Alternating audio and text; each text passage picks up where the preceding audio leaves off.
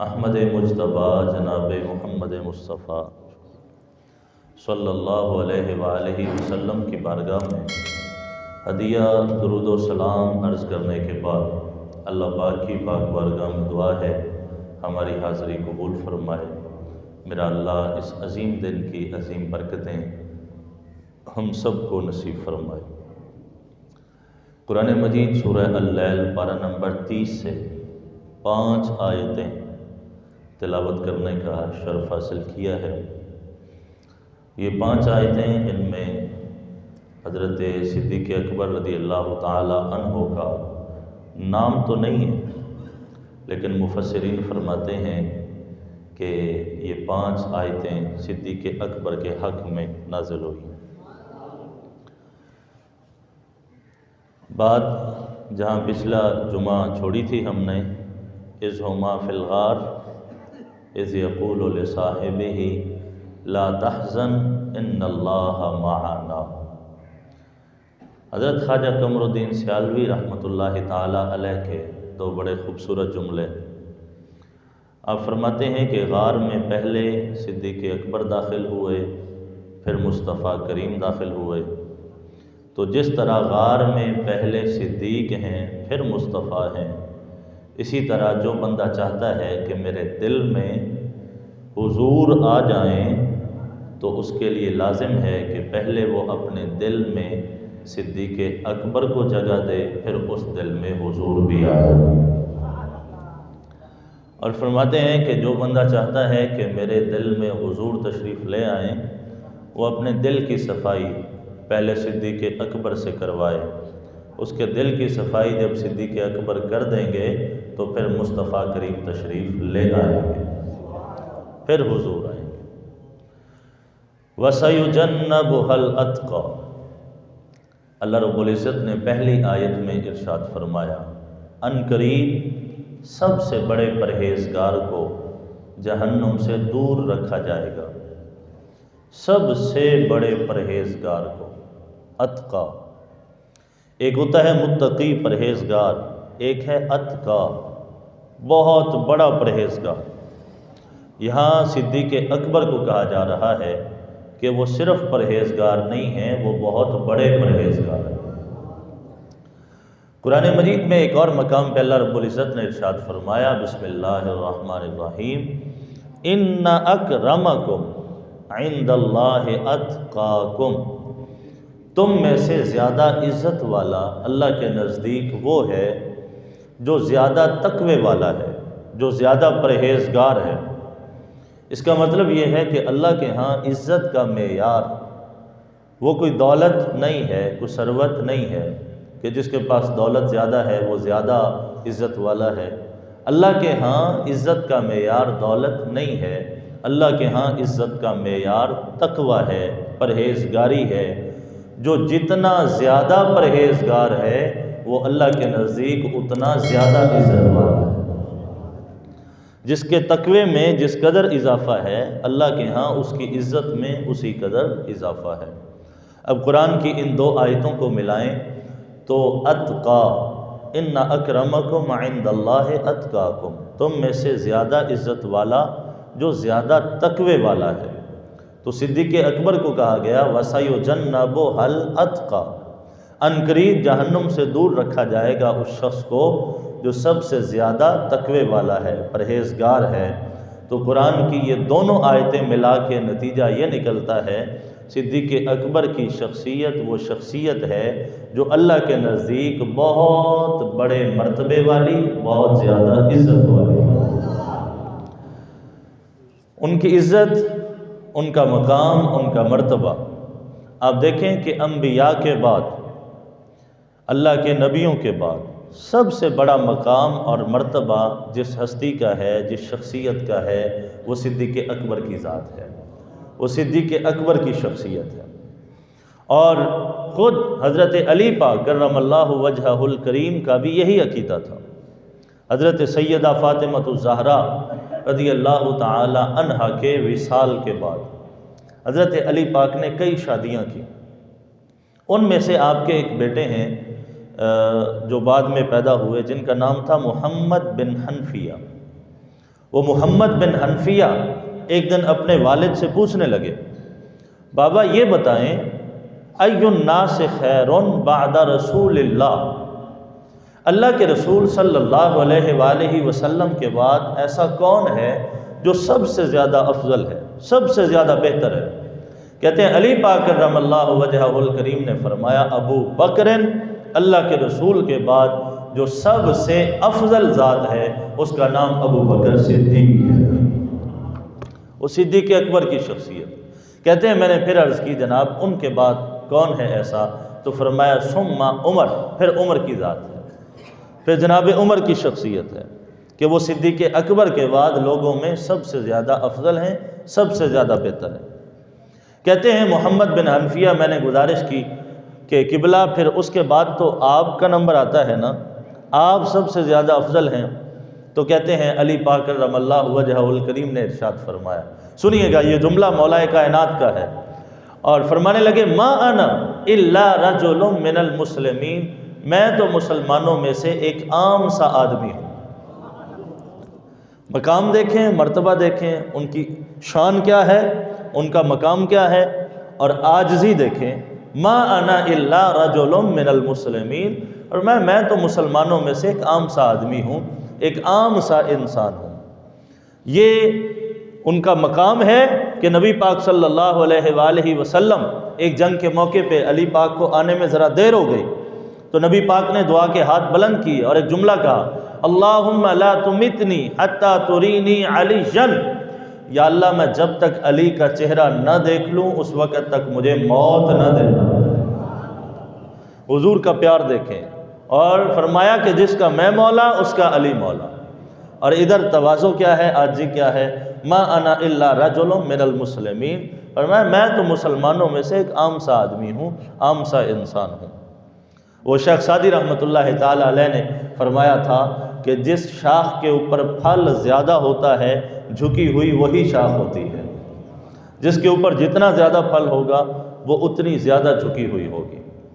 وَسَيُجَنَّبُهَا الْأَتْقَى، اور صدیق اکبر رضی اللہ تعالی عنہ نبی پاک صلی اللہ علیہ وآلہ وسلم کا جس مرض میں وصال ہوا تو جمعہ کے دن نماز عشاء کے وقت نبی پاک صلی اللہ علیہ وآلہ وسلم نے فرمایا مرو ابا بکر فلیصلی بالناس، فرمایا کہ صدیق اکبر کو کہو کہ وہ لوگوں کو نماز پڑھائیں۔ صدیق اکبر کو کہو، نماز عشاء کا وقت ہے، جمعہ کا دن ہے۔ نبی پاک صلی اللہ علیہ وآلہ وسلم کی بارگاہ میں عرض کی گئی، یا رسول اللہ وہ بڑے رقیق القلب ہیں، نرم دل انسان ہیں، جب وہ آپ کی جگہ پہ، آپ کے مصلی پہ آپ کو کھڑا ہوا نہ پائیں گے تو ان کے آنسو نہیں تھمیں گے، وہ آپ کی محبت میں روتے رہیں گے، نماز پڑھانا ان کے لیے مشکل ہو جائے گا۔ تو نبی پاک صلی اللہ علیہ وسلم نے پھر وہی حکم دیا، مرو ابا بکر فلیصلی بالناس، صدیق اکبر کو حکم دو وہ لوگوں کو نماز پڑھائیں۔ تو حضرت صدیق اکبر رضی اللہ تعالی عنہ نماز پڑھاتے رہے، جمعہ کے دن سے شروع کیا، پیر کے دن، سوموار کے دن نبی پاک صلی اللہ علیہ وآلہ وسلم کا وصال ہوا، آپ اس دنیا سے تشریف لے گئے ظاہری طور پر سوموار کے دن۔ یعنی اس طرح حضور کی ظاہری حیات میں صدیق اکبر نے جمعہ سے لے کے سوموار تک کی نمازیں پڑھائی، اور سارے حضرات، سارے صحابہ صدیق اکبر رضی اللہ تعالی عنہ کے پیچھے نمازیں پڑھتے رہے ہیں۔ اب نبی پاک صلی اللہ علیہ وآلہ وسلم نے ان کو امام بنایا ہے، جس کو اللہ کا نبی امام بنائے وہ ہمارا امام ہے۔ اللہ کے نبی جس کو مصلی کے اوپر کھڑا کر دیں تو پھر کسی کو یہ حق نہیں ہے کہ ان کو مصلی سے نیچے اتارے۔ اور ایک موقع پہ نبی پاک صلی اللہ علیہ وآلہ وسلم آپ دو قبیلوں کی صلح کروانے کے لیے تشریف لے گئے۔ جب واپس آئے نا تو نماز کا وقت تھا، اور صدیق اکبر مصلی امامت پہ ہیں، نماز پڑھا رہے ہیں، صحابہ نماز پڑھ رہے ہیں۔ نبی پاک صلی اللہ علیہ وآلہ وسلم جب تشریف لے کے آئے تو صحابہ جو پیچھے کھڑے تھے نا، حضور کے چہرے کی روشنی سے ان کو پتہ چلا کہ حضور تشریف لے آئے، چہرہ مبارک کی روشنی سے۔ اب انہوں نے جگہ دینا شروع کر دی، جگہ دینا شروع کر دی، صفوں کو توڑتے گئے، نبی پاک صلی اللہ علیہ وآلہ وسلم آگے پہلی صف کی طرف بڑھتے چلے گئے. جس جس کو پتہ چلتا گیا وہ ذرا رستہ دیتا چلا گیا. نماز خدا کی ہو رہی ہے، ادب مصطفیٰ کا ہو رہا ہے. اللہ اسی نماز کو قبول کرتا ہے جس میں ادب مصطفیٰ.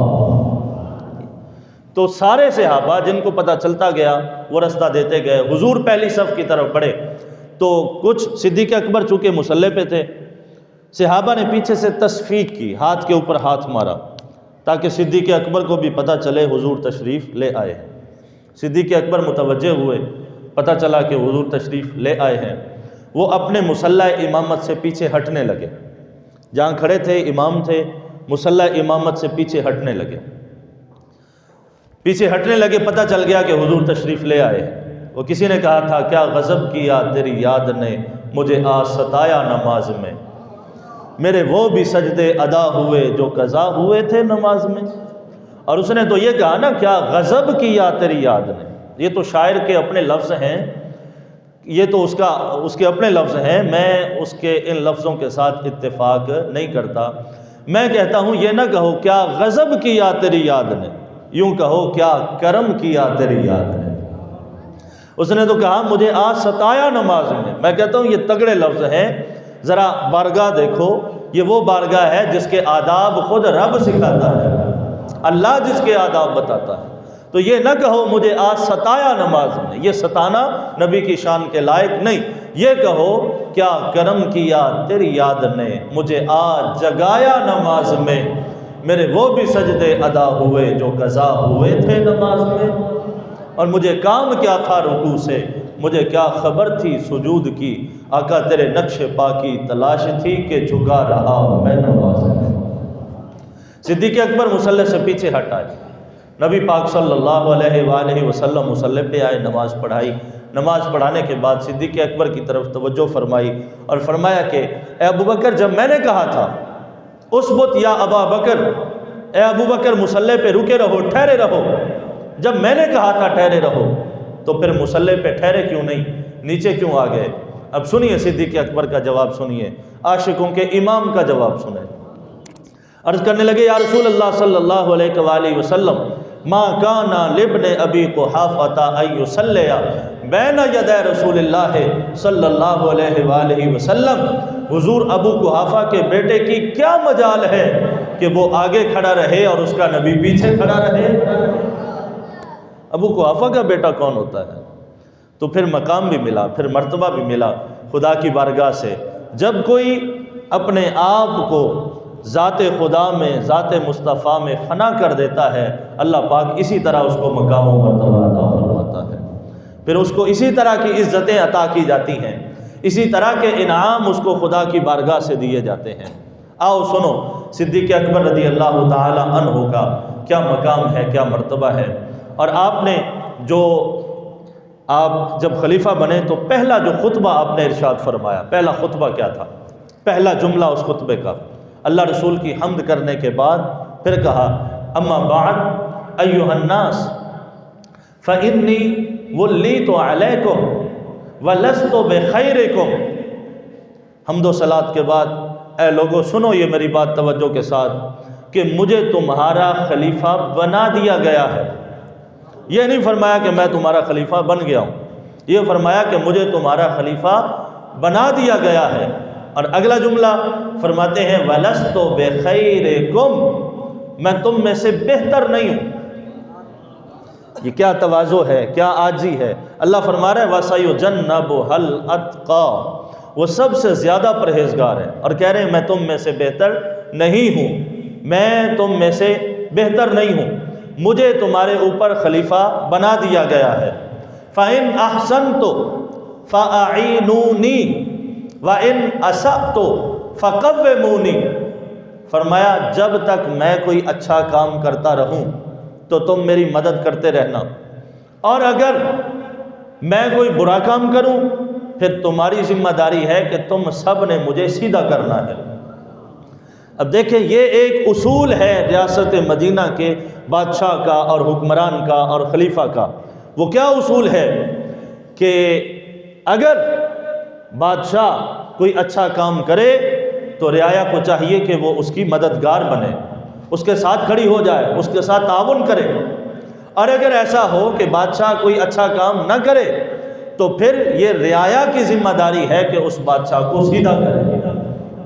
ہمارے ہاں یہ ہوتا ہے، کوئی برا کام بھی کر رہا ہے تو پھر لوگ درباری بن کے اے جی کمال کر چھڑیے تسا، وہ جو آپ نے کام کیا ہے بڑا اچھا کام کیا ہے، حالانکہ اس نے کوئی اچھا کام نہیں کیا ہوتا، برا کام کیا ہوتا ہے، لیکن واہ واہ کرنے والے خوش آمدی قسم کے لوگ وہ اس طرح یعنی بادشاہ کی توجہ دلانی چاہیے تو یہ کہ وہ بادشاہ کو توجہ دلائیں کہ یہ جو آپ نے کام کیا ہے کوئی اچھا کام نہیں ہے، لیکن وہ خوش آمدی بن کے یہ بات کہہ رہے ہوتے ہیں کہ آپ نے جو کام کیا ہے وہ بہت اچھا کام کیا ہے۔ یہ دیکھیں جی میرے نبی کی تربیت کا اثر ہے۔ صدیق اکبر رضی اللہ تعالی عنہ فرما رہے ہیں اگر میں کوئی اچھا کام کروں تو تم میری مدد کرنا، اور اگر میں کوئی اچھا کام نہ کروں پھر یہ تمہاری ذمہ داری ہے کہ تم نے مجھے سیدھا کرنا ہے۔ اور آپ کا خطبہ فرمایا الصدق امانۃ والکذب خیانۃ، جو ہے نا سچائی یہ امان ہے، یہ انسان کو بچاتی ہے، اور جو جھوٹ ہے یہ خیانت ہے۔ سچائی یہ ایمانداری ہے، یہ امانت ہے، اور جو جھوٹ ہے یہ خیانت ہے۔ جھوٹ بول کے اپنے رب کے ساتھ خیانت نہ کرو۔ جب اللہ فرما رہا ہے کہ ہمیشہ سچ پر قائم رہو، تم سچ کو چھوڑ کے اور جھوٹ بول کے اپنے رب کے ساتھ خیانت نہ کرو، بلکہ میرے نبی کا فرمان ہے الصدق ینجی والکذب یہلک، جو بندہ جھوٹ بولتا ہے وہ ہلاک ہو جاتا ہے، اور جو سچ بولتا ہے وہ سچ کی برکت سے نجات پا جاتا ہے۔ اور صدیق اکبر پاک رضی اللہ تعالی عنہ نے بھی یہی ارشاد فرمایا، اور آگے فرمایا والقوی والضعیف فیکم قوی عندی حتی اریح علیہ حقہ انشاء اللہ۔ فرمایا جو تم میں سے کمزور ہے، ماڑا آدمی ہے، میری ذمہ داری ہے کہ میں اس کا خیال کروں گا۔ جو تم میں سے کمزور ہے وہ میرے نزدیک طاقتور ہے، وہ میرے نزدیک قوی ہے، اس کا جو حق ہے، کسی نے مارا ہوا ہے، کسی نے کھایا ہوا ہے، تو میں اس کا حق اس تک پہنچاؤں گا۔ قوی سے لے کے طاقتور سے لے کے میں غریب کا حق اس تک پہنچاؤں گا۔ اور جو تم میں سے امیر ہیں، قوی ہیں، طاقتور ہیں، وہ سن لیں والقوی فیکم ضعیف، جو تم میں سے طاقتور ہیں وہ میرے نزدیک کمزور ہیں۔ یہ نہ سمجھیں کہ وہ کوئی طاقتور ہیں، وہ میرے نزدیک کمزور ہیں۔ حتی اخذ الحق منہ انشاء اللہ، اگر میرے رب نے چاہا تو امیروں سے لے کر میں غریبوں کو دیتا رہوں گا، میں غرباء کی جھولیوں کو بھرتا رہوں گا، میں کمزوروں کا، ضعیفوں کا خیال کرتا رہوں گا۔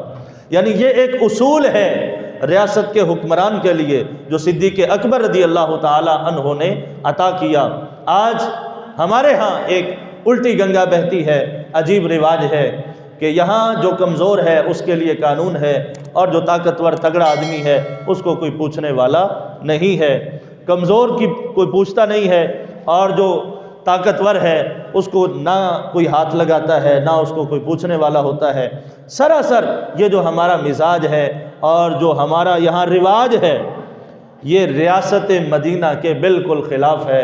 ریاست مدینہ کا ایک اصول یہ ہے جو صدیق اکبر نے عطا کیا کہ جو کمزور ہوتے ہیں وہ بادشاہ کے نزدیک بڑے طاقتور ہوتے ہیں، وہ ان کا بڑا خیال کرتے ہیں۔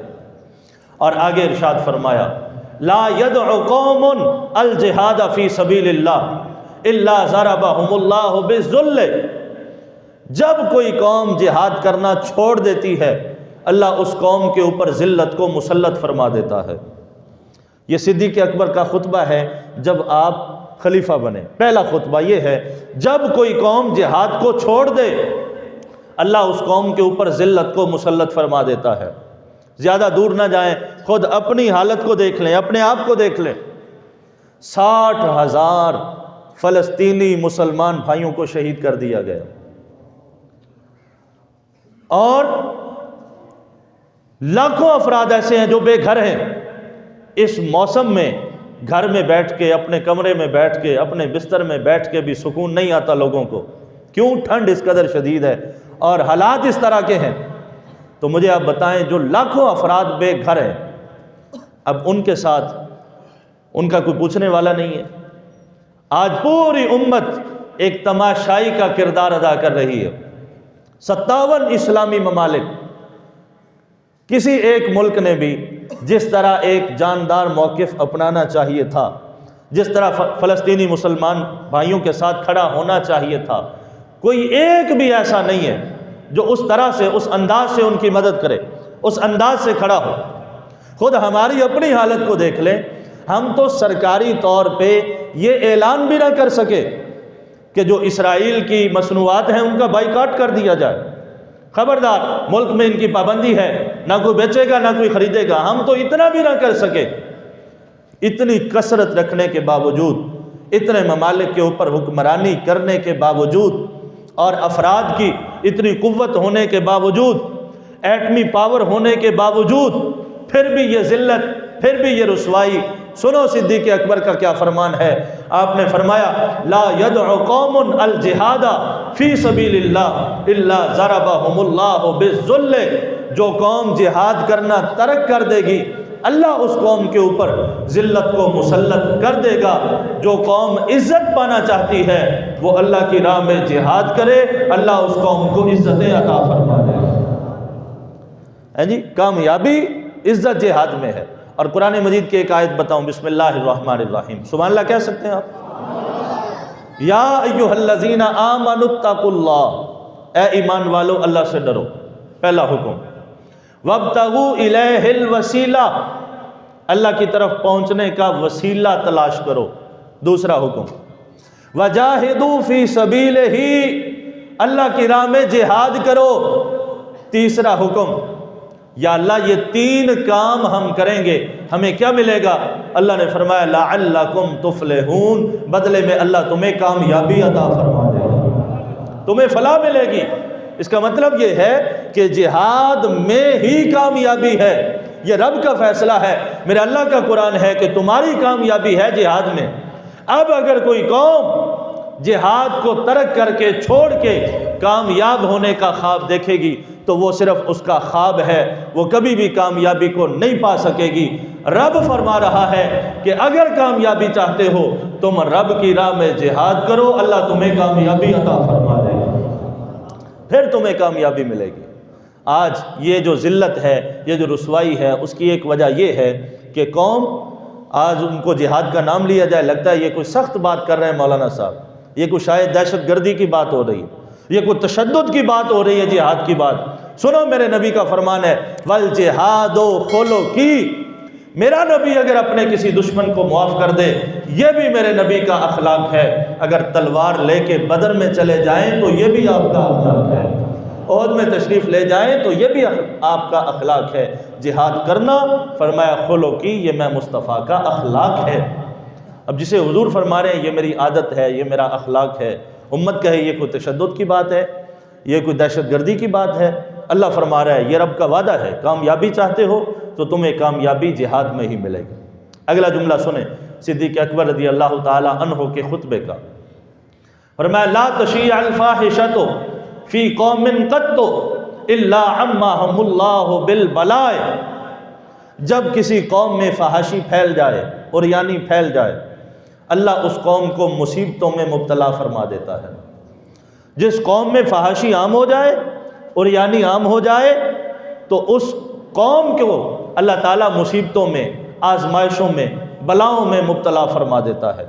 آج جو ہمارے اوپر مصیبتیں ہیں، آج جو ہمارے اوپر رسوائیاں ہیں، جو آزمائشیں ہیں، کبھی کوئی آزمائش کبھی کوئی مصیبت، اس کی ایک وجہ یہ ہے جو صدیق اکبر پاک نے بیان فرمائی کہ قومیں جب فحاشی میں مبتلا ہوتی ہیں اللہ ان کو مصیبتوں میں مبتلا فرما دیتا ہے، اللہ ان کے اوپر مصیبتیں، پریشانیاں مسلط کر دیتا ہے۔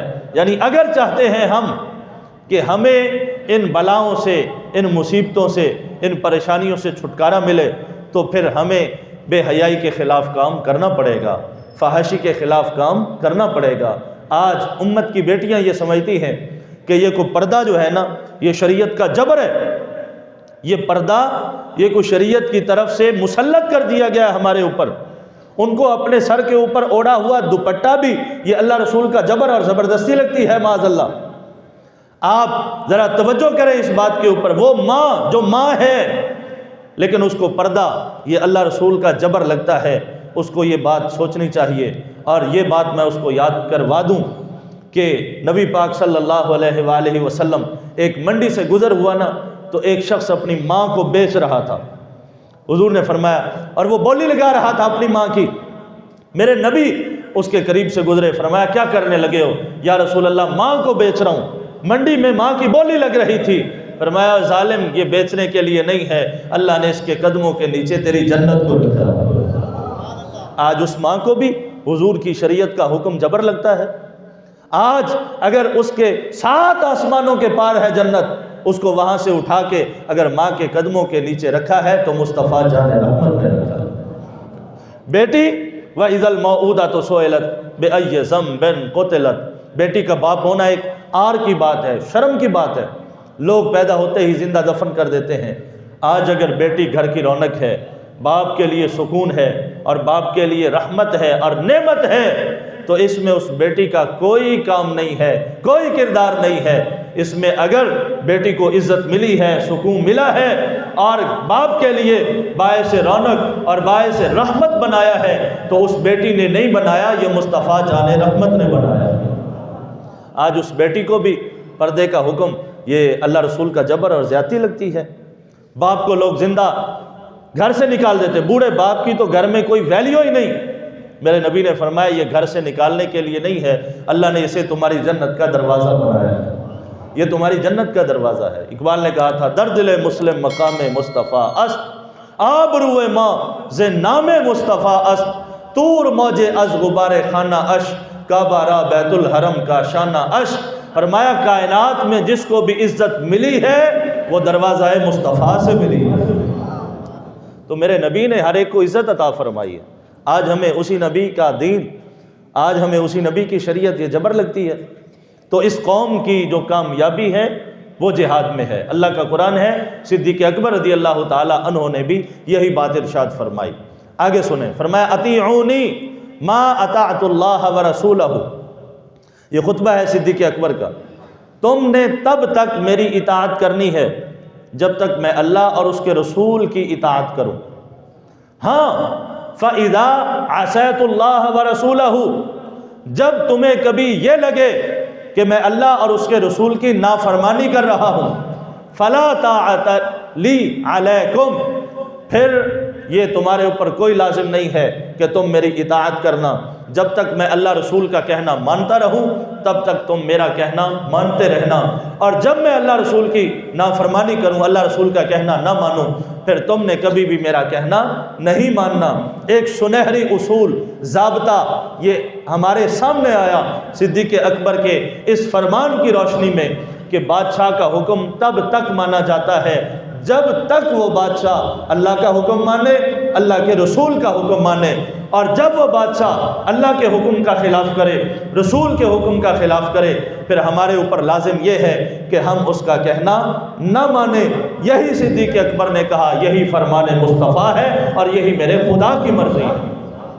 یعنی اگر کوئی بادشاہ چاہتا ہے کہ ہم اس کی اطاعت کریں، ہم اس کا کہنا مانیں، تو اس کے لیے لازم یہ ہے کہ پہلے وہ اللہ کا کہنا مانے، پہلے وہ اللہ کے رسول کا کہنا مانے، پھر عوام اس کی اطاعت کرے، عوام اس کے پیچھے چلے۔ آخری بات سبحان اللہ کہیں ذرا محبت کے ساتھ۔ امام جلال الدین سیوطی علیہ رحمہ نے الشرح الصدور فی احوال الموتى والقبور میں یہ بات لکھی، فرماتے ہیں کہ ایک شخص فوت ہو گیا، مرنے کے بعد اس کے استاذ نے اس کو خواب میں دیکھا اور پوچھا ما فعل اللہ بک، یہ بتا اللہ نے تیرے ساتھ کیا معاملہ کیا، کیا ہوا قبر میں؟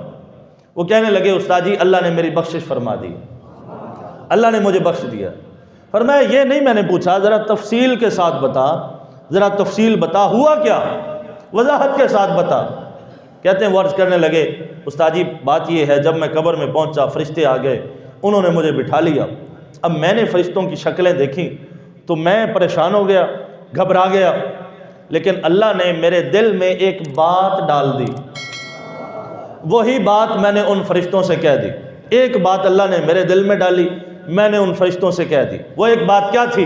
کہتے ہیں استاد جی میں نے ان فرشتوں سے کہا بحق ابی بکر و عمر دعانی تمہیں ابو بکر صدیق اور عمر کی عزت کا واسطہ ہے، مجھے چھوڑ دو۔ کہتے ہیں میں نے ان فرشتوں سے یہ بات کہہ دی، جب میں نے یہ بات کہی نا تو وہ فرشتے ایک دوسرے کی طرف دیکھ کے کہنے لگے اقسم علینا بعظیم دعہ، یار اس نے ہمیں بڑی عظمت والے ناموں کی قسم دی ہے، ان ناموں کی برکت سے اسے چھوڑ دے۔ شان صدیق و فاروق دا کی دساں کیتا اللہ نے جنہ دا اچا نشان، سبز گنبد دے وچ جڑی بچدی سی تھاں، کملی والے دے یاراں دے کم آ گیا۔ اللہ تعالیٰ ہمیں ان کے نقش قدم پہ چلنے کی توفیق اور سعادت عطا فرمائے۔ وآخر دعوایا ان الحمدللہ رب العالمین۔